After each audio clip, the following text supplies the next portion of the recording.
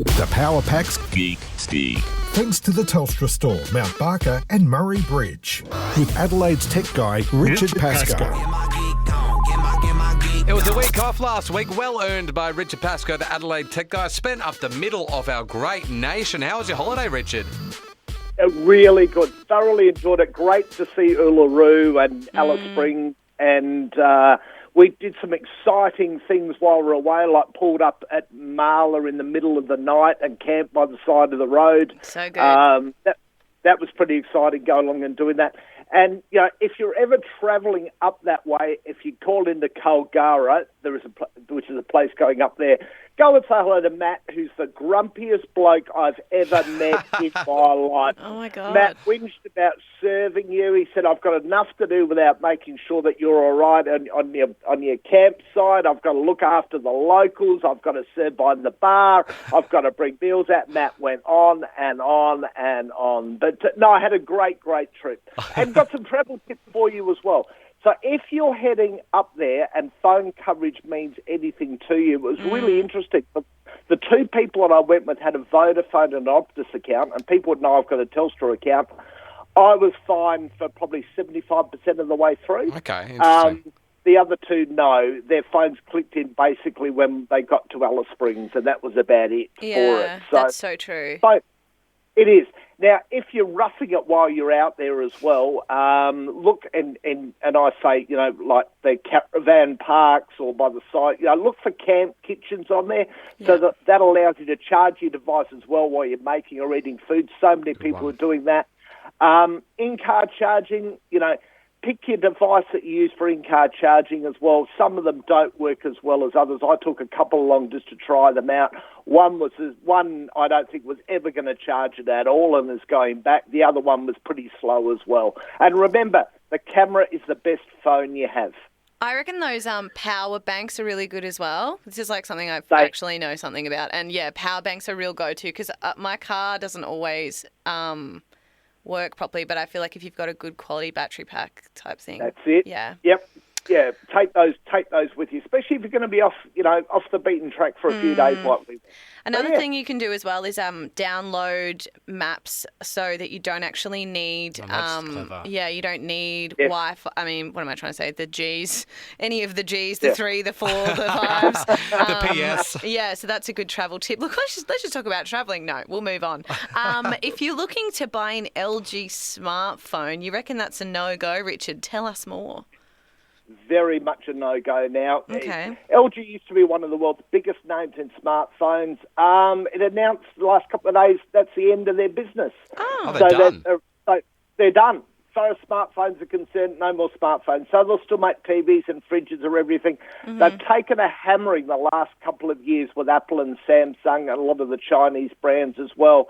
They're now just 2% of the global smartphone market compared to Apple's 21%, Samsung's 16%. They say they will continue to sell smartphones until July 31st. They'll supply support, software updates for existing mobile products in line with Australian consumer laws.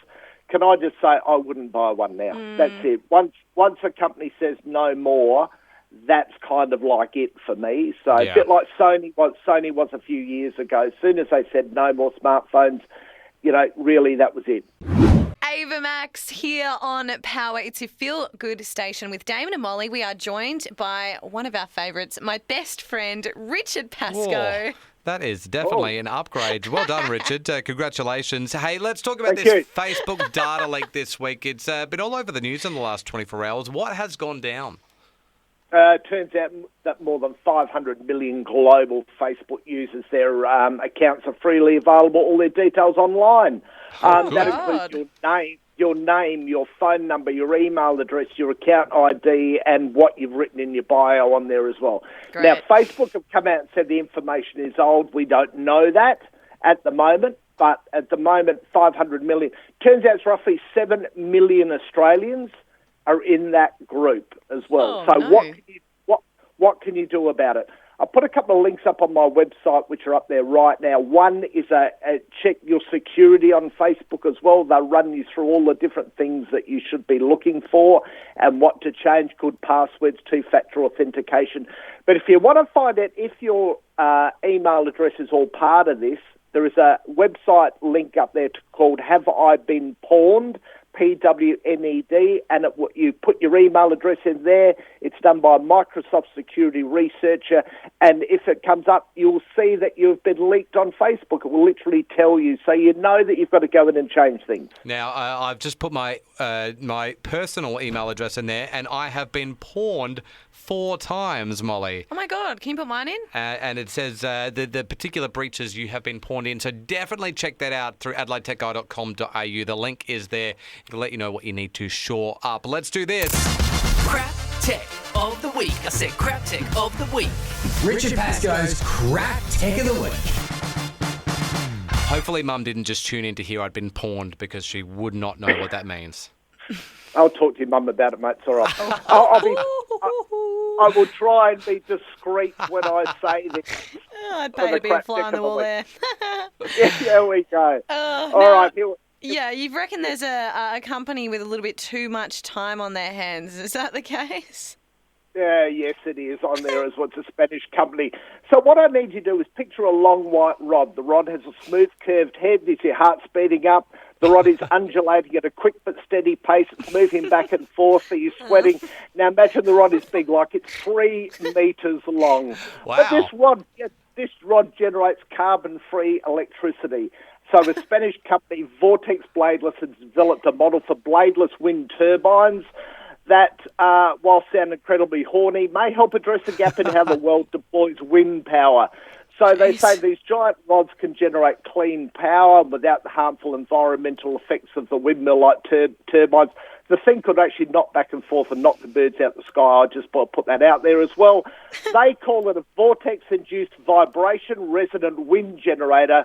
But the good people of the internet have stepped in and given a much more fitting name, the Skybrater. So, yes, really. Oh, no. Well, I am sweating after that Adelaide Tech Guy appearance. AdelaideTechGuy.com.au is the place you can find Richard Pascoe and all those links that you need to find out if your Facebook data has been breached. We'll do it again next Wednesday, Rich.